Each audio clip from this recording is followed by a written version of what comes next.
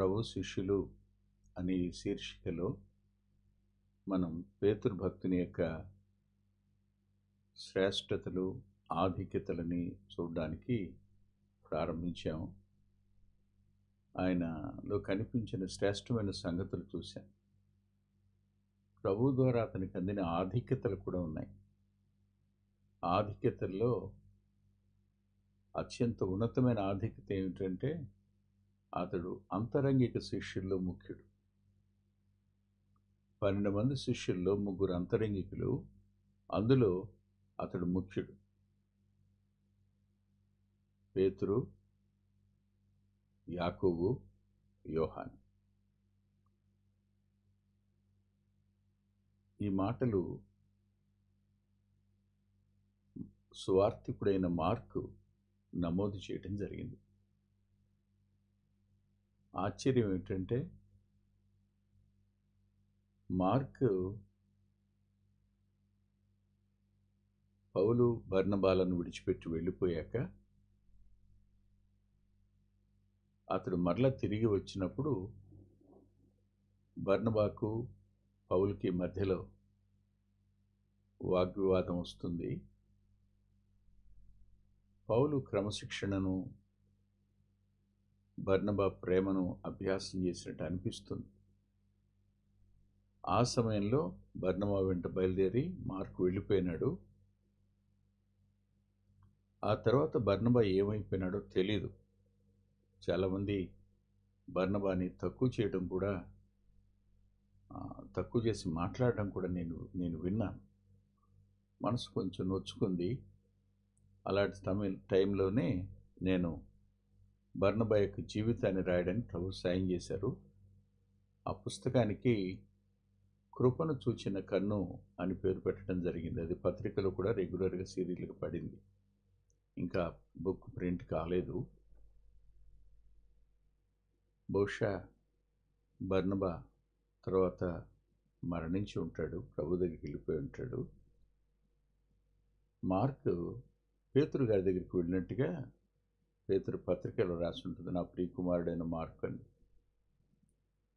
అటు తరువాత కాలంలో మార్కే పౌలు గారిని కలుసుకోవడానికి వచ్చినట్టు కనపడుతుంది. ఆ మీదట పౌలు గారు కూడా తిమోతికి ఉత్తరం రాస్తూ మార్కును వెంట పెట్టుకునిరా, అతను నా పరిచర్యకు అవసరమైన వాడు. ఈ క్రమంలో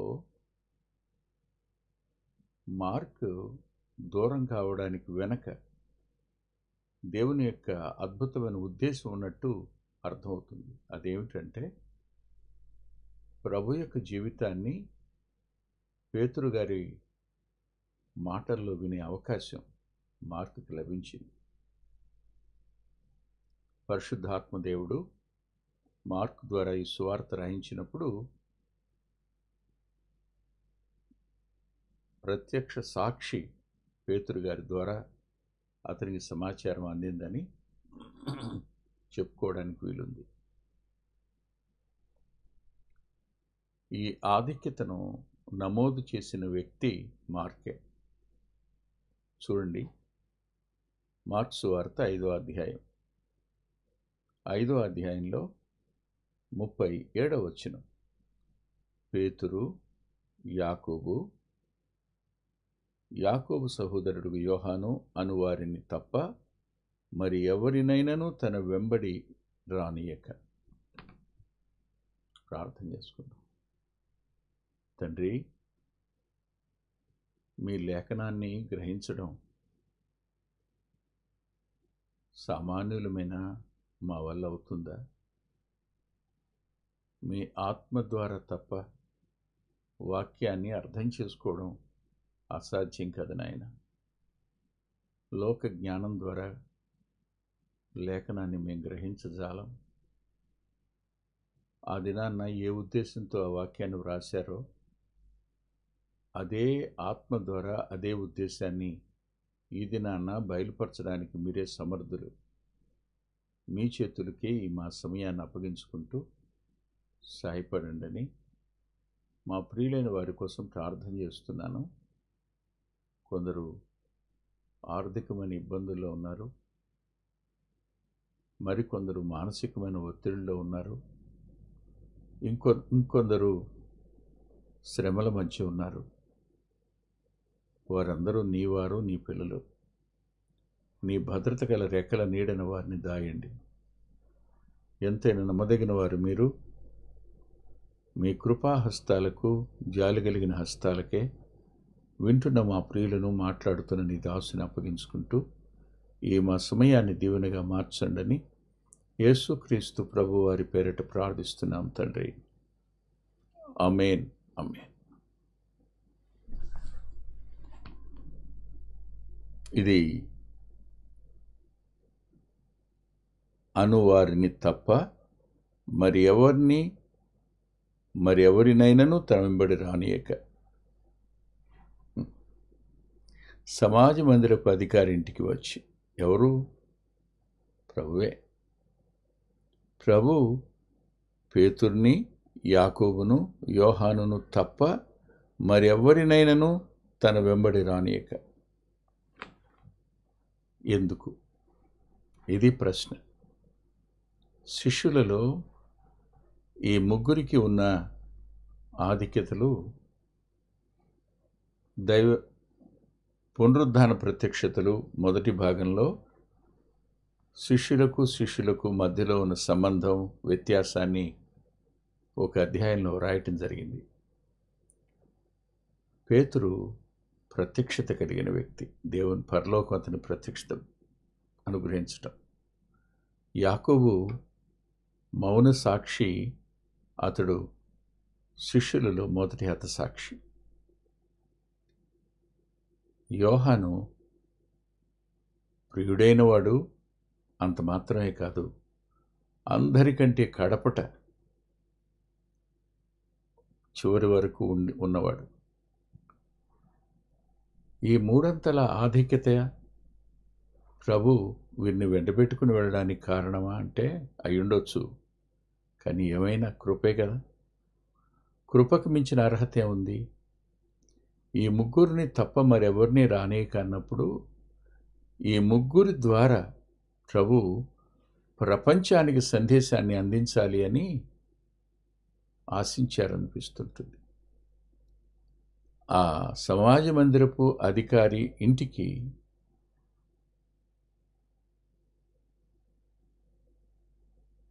ఈ ముగ్గురిని తీసుకుని వెళ్ళారు. ఏ పరిస్థితులు అవి? సమాజ మందిరపు అధికారి వచ్చాడు. తన కుమార్తె చావ సిద్ధమై ఉందని ఆయన్ని అభ్యర్థించారు. ఆయన బయలుదేరి ఆయన ప్రయాణిస్తున్నప్పుడు విస్తారమైన జనసందోహం. ఆయన రోడ్డు మీద నడుస్తున్నప్పుడు రోడ్లన్నీ జనం చేత నిండిపోయి ఉండేవి. అలాంటి సమయంలో ఆ సమాజ మందిరపు అధికారి కుమార్తె యొక్క వయసు 12 సంవత్సరాలు. అలాగే రక్తస్రావం కలిగిన స్త్రీ యొక్క రోగం వయసు 12 సంవత్సరాలే. ఆమె వెనకగా వచ్చి ముట్టింది అని రాస్తాడు. వాస్తవానికి మరణించడానికి సిద్ధంగా ఉన్న వ్యక్తి సమాజ మందిరపు అధికారి కుమార్తె. ప్రజల చేత రాళ్ళు పెట్టి కొట్టి చంపబడి చావడానికి సిద్ధపడిన వ్యక్తి ఈ 12 ఏళ్ల రక్తస్రావం కలిగిన స్త్రీ. ఇద్దరు ఆడవారి మధ్య ఈ సంఘటనను మన ముందుకు తీసుకొని రావడం జరిగింది. ఈమె రక్తస్రావం కలిగిన స్త్రీ అంటే ఆమె ఎంతమందిని ముట్టితే వాళ్ళందరూ కూడా దోషులు, మైలుపడిపోయినట్టు లెక్క. రాకూడదు, ముట్టడానికి వీల్లేదు, రాళ్ళు పెట్టి కొట్టి చంపేస్తారు. లేవియాకాండంలో సంగతి రాసింది. కానీ ఆమె వచ్చింది, ముట్టింది, చెంగును ముట్టింది, బాగుపడింది. బాగుపడినప్పుడు మరణించబోతున్న ఆమెను బాగు చేయడానికి ప్రయాణం చేస్తున్న ప్రభు ఆగిపోయారు. అంతమంది జనం ఆగిపోయారు. శిష్యులు ఆగిపోయారు, వెంబడిస్తున్న వారందరూ ఆగిపోయారు, నిలిచిపోయారు. ప్రభు నిలవగానే ఇంకెక్కడ ముందుకెడతారు? అప్పుడు ప్రభు ఒక ఆశ్చర్యమైన మాట అన్నాడు, ఎవరో నన్ను ముట్టారని. ఎవరో నా వస్త్రపు చెంగు ముట్టారు అన్నట్టు అనగానే శిష్యులు అన్నారు, అంటే ఈ ముగ్గురు కాకుండా మిగిలిన వాళ్ళు కూడా ఉన్నారు కదా, అందరూ కలిసి అన్నారు, అరే ఇంతమంది జనం మీ మీద పడుతున్నారు కదా, ఎవరో ముట్టారంటారేంటి మీరు అని. ప్రభు నడిచి వెళుతున్నప్పుడు జనం గుంపు కూడగా చెయ్యి తగిలేనా, ఆయన వీపును హత్తుకునేవారు ఉండేవారా, ఆయన వెంట పరిగెత్తుకుంటూ వెళ్ళేవారు ఉండేవారా, ఆయన ముందు నడిచేవారు ఉండేవారా? అంటే అన్ని వైపులా ప్రజలున్నారు. ఎవరు ఎక్కడ ఆయనను తాకుతున్నారో చెప్పడానికి వీలు కాదు. అలాంటి సందర్భంలో ఆయన నోరు తెరిచి ఎవరో నన్ను ముట్టారు అనగానే జనం ఆగిపోయారు. అక్కడేమో తొందర, సమాజ మందిరపు అధికారి ఇంట్లో, అక్కడికి ప్రయాణం వెళుతున్నారు, ఆయన ఆగిపోవడం, ఎవరో ముట్టారు అన్నప్పుడు ఈ శిష్యులు ఈ మాట అడిగారు. అప్పుడు ఆయన అన్నాడు, కాదు, నాలో నుండి మహిమ వెళ్ళింది అన్నారు. అందరూ ముట్టడం వేరును, ఆ ముట్టుకున్న విధానం వేరును. ఏముంది వ్యత్యాసం అంటే ఆమెలో జీవయుక్తమైన విశ్వాసం ఉంది, జీవం కలిగినటువంటి విశ్వాసం. అందుకనే ప్రభు ఆవగింజంత విశ్వాసం ఉన్న ఎడలా అంటారు. ఆవగింజంత విశ్వాసం అన్న పదం చిన్నగా అనిపిస్తుంది, కానీ ఆవగింజలో ఉండేదేమిటి? మొలకెత్తే జీవం. విశ్వాసం కేవలం మూఢ విశ్వాసం కాదు సుమా, అది సజీవమైన విశ్వాసం. సజీవమైన విశ్వాసం కనుక ప్రభువులో నుంచి మహిమను ఆమె పుచ్చుకోగలిగింది. ప్రభువులో నుంచి ప్రభావం వెడలి ఆమెను బాగు చేసింది. ఊహించండి, ఆశ్చర్యం కదా. ఈలోగా సమాజ మందిరపు అధికారి ఇంటి నుండి కొంతమంది వచ్చాయా, కుమార్తె చచ్చిపోయింది, ఇంకెందుకు బోధకుడిని బాధ పెడతా, వద్దులే అని. ఇప్పుడు సమాజ మందిరపు అధికారి వెళ్ళిపోవాలి, ప్రక్కనే నిలబడి ఉంటాడు, వెళ్ళిపోవాలి. అప్పుడు ప్రభు అతనితో ఒక మాట అన్నారు. ఏమన్నారంటే, నమ్మిక మాత్రం ఉంచుము, నమ్మిక మాత్రం ఉంచు చాలు. ఈ మాట ఒక అద్భుతమైన సందేశం. ఆనాడే కాదు, ఈనాడు కూడా. ఇంకా నిరీక్షణకు ఆధారం లేనప్పుడు, మరణం సంభవించినప్పుడు, ఇంకా ఈ సమస్య పరిష్కారం లేదు, ఇంకా బ్రతికే వీలే లేదు, చచ్చిపోయిన తర్వాత బ్రతకటం ఏంటి? ఎడబాటు జరిగాక మరలా సఖ్యత ఏమిటి? ఇవన్నీ జరిగే సంగతులేనా? మానవ చరిత్రలో ప్రభు యందు నమ్మిక ఉంచినవాడు తాను కోల్పోయిన వాటన్నిటినీ తిరిగి పొందగలడు అనడానికి ఇది ఒక అద్భుతమైన నిదర్శనం. అలాంటి సందర్భాన నమ్మిక మాత్రం ఉంచుము అని ప్రభు అని, అప్పుడు ఆమెను చూసి, అమ్మా, నీ విశ్వాసం నేను స్వస్థపరిచింది, వెళ్ళు అని చెప్తారు ఆయన. అసలు ఆశ్చర్యం ఏమిటంటే, సమాధానం గలదనం వైపు, నీ బాధ నివారణ అయి నీకు స్వస్థత కలుగునుగాక అన్నాడు ఆయన. ఆ మీదట ఇతనితో ఈ మాట చెప్పి జనసమూహాన్ని అంతటిని ఆపేశాడు. శిష్యగణాన్ని కూడా ఆపేశారు. ఆపేసి ఈ ముగ్గురిని మాత్రం వెంటబెట్టుకుని వెళ్ళారు. ఈ ముగ్గురిలో మొట్టమొదటి వాడు పేతురు. లోపలికి ప్రభు అడుగుపెట్టినప్పుడు మొట్టమొదట అడుగుపెట్టింది పేతురే కదా. అడుగుపెట్టినవాడు లోపలికి వెళ్ళగానే ప్రభు ఇలా అన్నారు. ఏమన్నారు? వాళ్ళందరూ గొల్లు చేస్తున్నారు, ఏడుస్తున్నారు, ప్రలాపిస్తున్నారు. ఇప్పుడు ఎక్కడికి వెళ్ళాడు ఆయన? గొల్లు చేసేవారింటికి, ఏడ్చేవారింటికి, ప్రలాపించేవారింటికి వెళ్ళారు. వెళ్ళి లోపలికి వెళ్ళిన తర్వాత, మీరెందుకు గొల్లు చేస్తున్నారు? ఈ చిన్నది నిద్రిస్తుందే కానీ చనిపోలేదని వారితో చెప్పాడు. ఈ మాట సమాజానికి నవ్వులాట, వినేవారికి అంగీకార యోగ్యం కాని మాట. మా కళ్ళ ముందు కనపడుతుంది, నిరీక్షణ లేదు, నో మోర్ హోప్. అది చచ్చిపోవటం కళ్ళారా చూసాం మేము, మరణించటం, స్పర్శ లేకపోవడం, కదలిక లేకపోవడం, వీటన్నిటిని చూస్తున్నాం కదా. ఇలాంటి సమయంలో ఈయన వచ్చి ఎందుకు ఏడుస్తున్నారు మీరు, ఆమె నిద్రిస్తుందంటాడేంటి అని. ఇక్కడ రాసిన మాట ఏమిటంటే, అందరూ అందుకు వారు ఆయన అపహసించిరేని.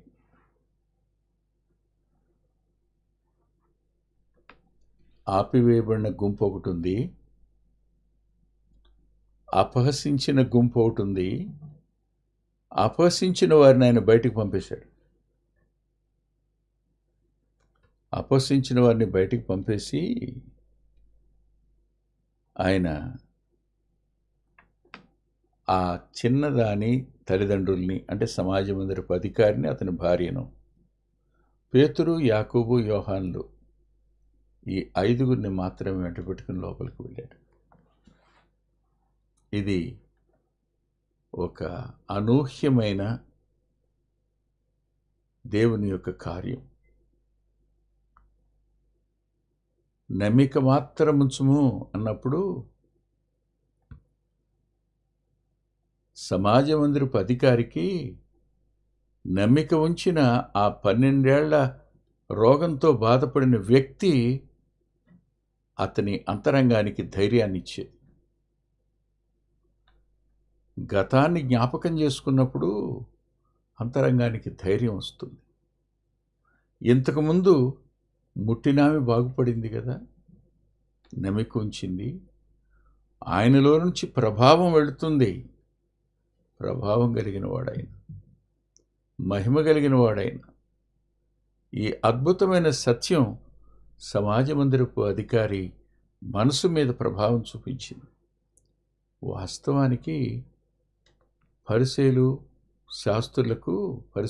శాస్త్రులకు సమాజ మందిరపు అధికారులు భయపడే పరిస్థితి. కానీ ఇతను వారందరి సంగతి నాకు అనవసరం, నాకు ఆయన మీద నమ్మకం ఉంది, నా కుమార్తెను ఆయన బాగు చేయగలడని వెళ్ళాడు. ఈ నమ్మికతో వెళ్ళినప్పుడు వాళ్ళు తప్పు పడతారని తెలిసినా వెళ్ళాడు. కానీ మధ్యలో నిరాశ ఎదురైంది, నిస్పృహ ఎదురై ఉంటుంది, దుఃఖవార్త వచ్చింది. కానీ అతడు ఏమాత్రం కృంగకుండా ఉండడానికి బాగుపడిన ఆమె ప్రభు పలికిన నమ్మిక మాత్రం ఉంచు అన్నమాట. ఇది ఆశ్చర్యానికి, దేవుని అనూహ్యమైన కార్యానికి, నేటి అంతరంగాలకు ఆదరణను, ధైర్యాన్ని కలుగు చేసేమాట. ఆయన గొల్లు చేసేవాడిని బయటికి పంపేశాడు. దేవాలయంలో నుంచి వ్యాపారం చేసేవాళ్ళని బయటికి పంపాడు. నమ్మికను ఉమ్ము చేస్తూ, గొల్లు చేస్తూ, ఏడుస్తూ, ప్రలాపిస్తున్న వారిని, అపహసించిన వారిని బయటికి పంపేశాడు. మరణించిన చిన్నది మనసు మీద ఉండగా ఆమె తల్లి, తండ్రిని, అమ్మా నాన్నల్ని, పేతురును, యాకోబును, యోహాను మాత్రం వెంటబెట్టుకుని లోపలికి వెళ్ళాడు. లోపలికి వెళ్ళినవాడు ఆయన ఆ చిన్నది పరుని ఉన్న గదిలోనికి వెళ్ళి ఆ చిన్నదాన్ని చెయ్యి పట్టి తలితాకుమి అని ఆమెతో చెప్పాను. ఆ మాటకు చిన్నదానా లెమ్మని నీతో చెప్పుచున్నానని అర్థం. చనిపోయింది, నడిచి రావడానికి ఎంత టైం పట్టిందో తెలీదు. ఏమి 1, 2, 10 సెకండ్లో నిమిషాలు అయి ఉండదు, ఎక్కువే అయి ఉంటుంది. వచ్చాడు, వచ్చి చేయి పట్టుకుని చిన్నదానా లెమ్ము అన్నాడు. అంటే ప్రభు దృష్టిలో మరణం అనేది కేవలం నిద్ర లాంటిది. అంతే.